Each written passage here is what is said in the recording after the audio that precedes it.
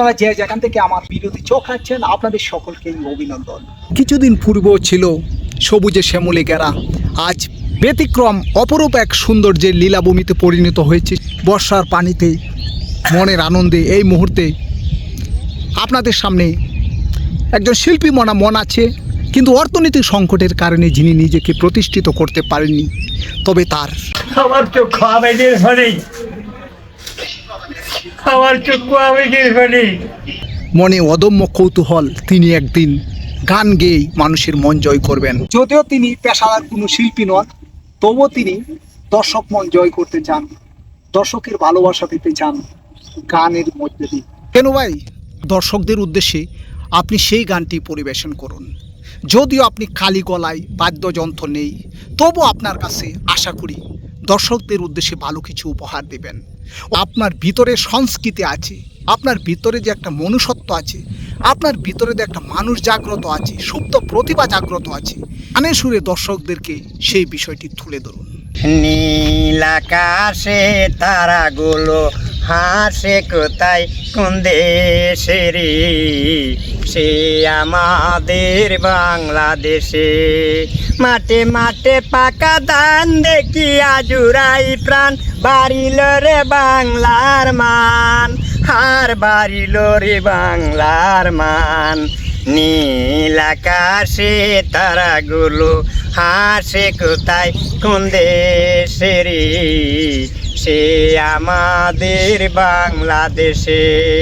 নীল আকাশে তারাগুলো হাসে কোথায় কোন দেশের, সে আমাদের বাংলাদেশে।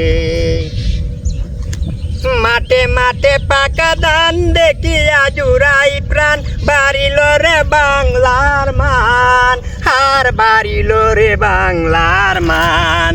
নীল আকাশে তারাগুলো হাসে কোথায় কোন দেশের, সে আমাদের বাংলাদেশে।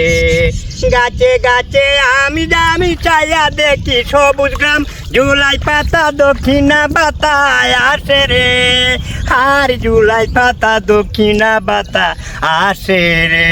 নীল আকাশে তারাগুলো হাসে কোথায় কোন দেশের, আমাদের বাংলাদেশে। গাছে গাছে আমি দামি ছাইয়া দেখি সবুজ গ্রাম, জুলাই পাতা দক্ষিণা বাতায় আসে রে, আর জুলাই পাতা দক্ষিণা বাতা আসে রে। নীল আকাশে তারাগুলো হাসে কোথায় কোন দেশের, সে আমাদের বাংলাদেশে।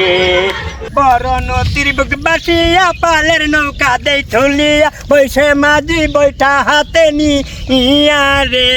বড় নদীর বুক বাসিয়া পালের নৌকা দেই ঠুলিয়া, বৈশে মাঝি বৈঠা হাতে নিয়া রে, আর বৈশে মাঝি বৈঠা হাতে নিয়া রে।